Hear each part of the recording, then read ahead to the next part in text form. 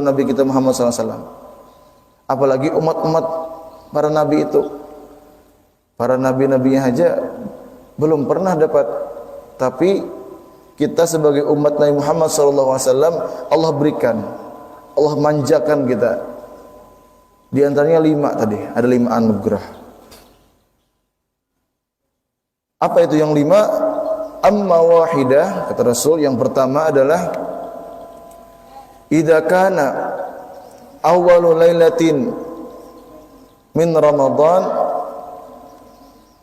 nadarallahu ilaihim faman yanzurullahu ilaihi lam yu'adzibhu abadan. Kata Rasul, apabila telah tiba itu awal malam daripada bulan Ramadan, artinya malam tadi nih, malam tadi awal daripada bulan Ramadan, maka Allah akan berkenan memandang hamba-hambanya, memandang hamba-hambanya. Pertanyaan pentingnya, apakah selama ini Allah kada memandang kita, kada memantau kita? Nah, dijelaskan arti pandangan Allah pada malam awal Ramadan ini adalah pandangan yang penuh dengan rahmat, penuh dengan kasih sayang.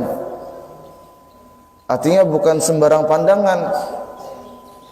Kalau pandangan Allah, pantauan Allah, ilmu Allah itu senantiasa meliputi kita sudah setiap harinya. Wa inna rabbaka labil mirsad. Allah itu selalu memantau kita.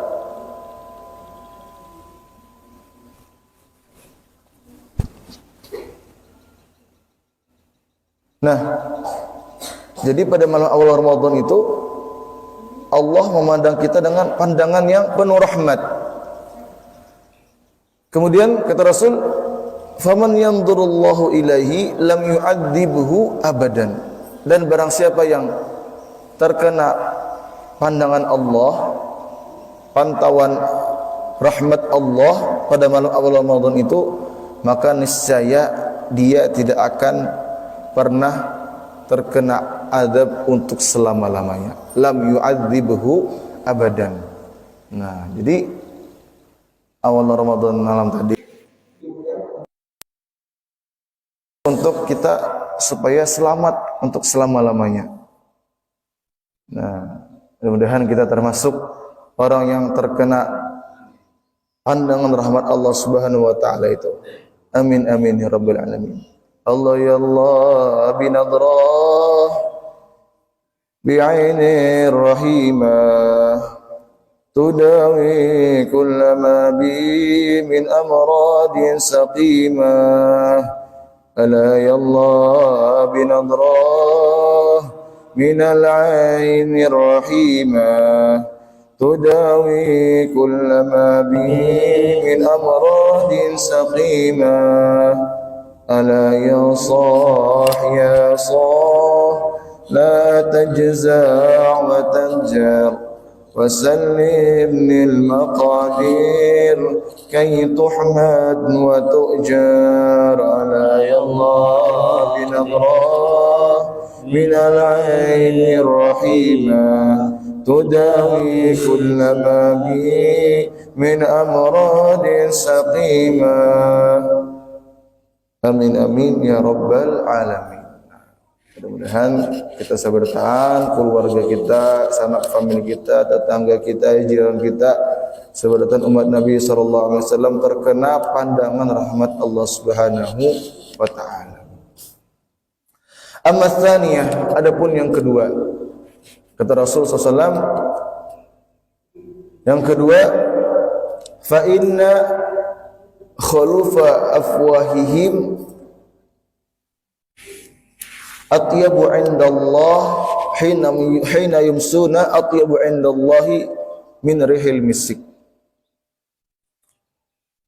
Jadi khuluf atau khuluf itu aroma yang kada sedap di kita, aroma yang berbau. yang kada nyaman, yang keluar dari mulut-mulut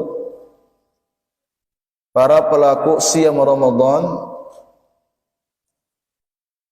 Pada siang Ramadan itu di sisi Allah lebih mulia, lebih indah, lebih harum daripada aroma kasturi. Jadi karena aroma yang kada sedap nih disebutkan itu keluarnya dari perut kita, Bang. Dari perut kita karena sudah beberapa jam kada mendapatkan asupan, ini karena mengeluarkan aroma yang kada nyaman tadi. Nah, khaluf, aroma yang tidak sedap. Sedangkan kita sebagai manusia itu normalnya pasti kan tujuh nang nyaman-nyaman, yang harum-harum. Ya, kalau makanya kita tuh bersikat gigi, bersiwak, bersikat gigi.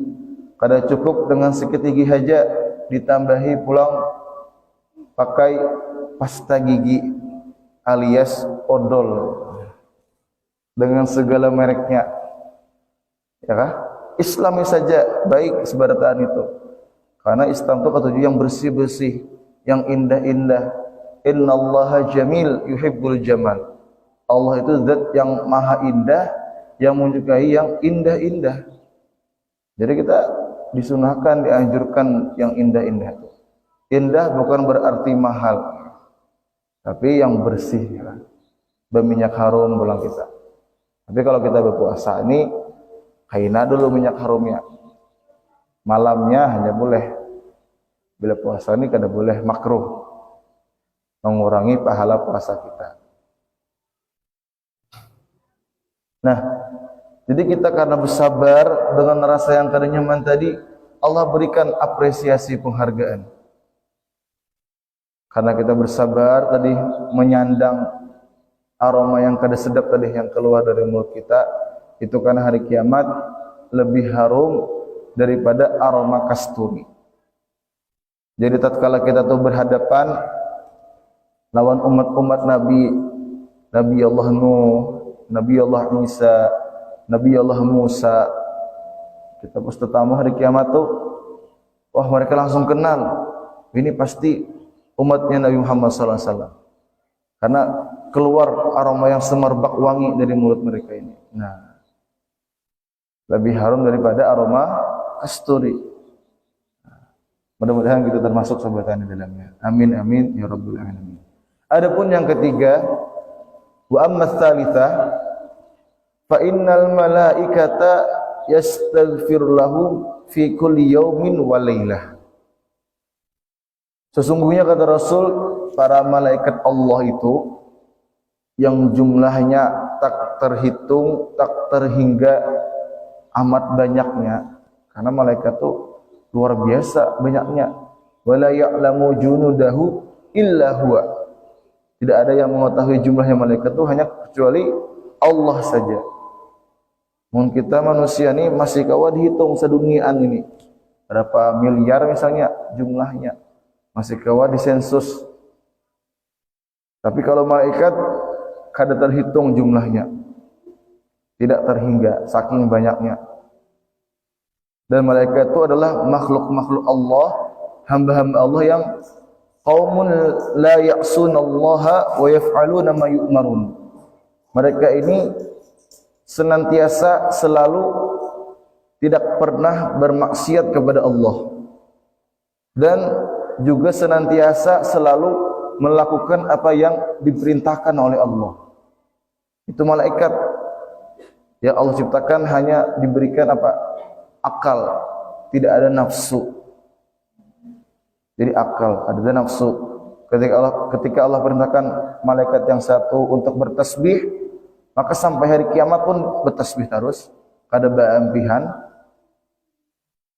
Ya Allah, yang ini malaikatnya disuruh ruku', maka ruku' aja gewiannya sampai hari kiamat. Kalau kada Allah perintahkan ampih, hanya maka ampih. Namun kita ni ngarannya manusia ni diberikan akal iya, nafsu juga iya. Nah, ketika akal kita menerima kebenaran, cuma nafsu nih kada belum kawa kita kontrol, maka bisa kalah gini akal kita nih, nafsu yang dominan, ya kah? Makanya kita nih sebagai manusia nih sudah pasti berdosa, sudah kada denang kada berdosa. Nabi aja nang kada berdosa itu, nabi dan para nabi yang sebetaan. Jadi para nabi itu maksum. Maksum itu artinya mustahil untuk tagawi dosa, mustahil. Ismatuhum kasairil malaikah wajibatun wa fadhanul malaikah. Nah, di dalam Aqidatul Awam itu dijelaskan para nabi itu semuanya itu maksum seperti para malaikat. Nah, jadi kada boleh kita menisbatkan dosa itu lawan para nabi. Nah, itu kada layak. Mereka itu maksum tadi. Amun kita sudah pasti tagawi dosa suwadah. Nah, makanya kita itu disuruh Nabi banyak-banyak beristighfar juga. Dan itu dicontohkan langsung oleh Nabi SAW. Nabi sebagai seorang manusia yang maksum, seorang Nabi dan Rasul yang maksum tadi, yang kada pernah menggawi dosa pun beristighfar sehari ya Nabi. Aku itu sehari, kata Nabi SAW, kada kurang beristighfar, bertobat itu 70 kali. Dalam riwayat yang lain 100 kali. Nah, itu Nabi melakukan itu supaya menjadikan qudwah, uswah, contoh lawan kita sebertaan. Artinya Nabi aja yang sallallahu alaihi wasallam yang maksum itu, yang kada pernah menggawe dosa itu beristighfar sehari minimal 70 kali. Dalam riwayat yang lain 100 kali. Apalagi kita. Nah, maka sudah selayaknya, sepatutnya kita lebih lagi dari itu. Nah, kalau apa itu disebutkan wa khairut tawwab wa khairul khati'in at-tawwabun. Kita ini sebenarnya tuh khata, banyak menggawi kesalahan, tapi sepaling baik orang yang membuat kesalahan tuh orang yang banyak bertaubat juga. Banyak bertaubat. Jadi kada istilah kita tuh putus asa dari rahmat Allah, kada ada. Karena rahmat Allah itu amat luas. Makanya di antara doa salafus saleh itu Allahumma maghfiratuka awsa'u min dzunubina wa rahmatuka arja'indana min a'malina. Ya Allah, sesungguhnya maghfiratuka, ampunanmu itu amat luas.